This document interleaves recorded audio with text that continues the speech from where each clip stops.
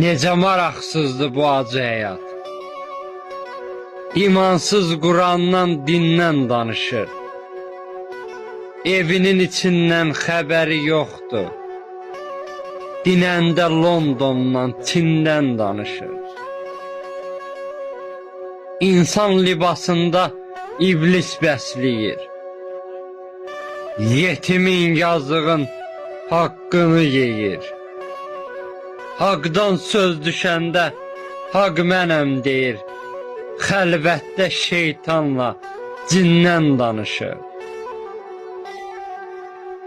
Mən susan deyiləm, düzün deyirəm.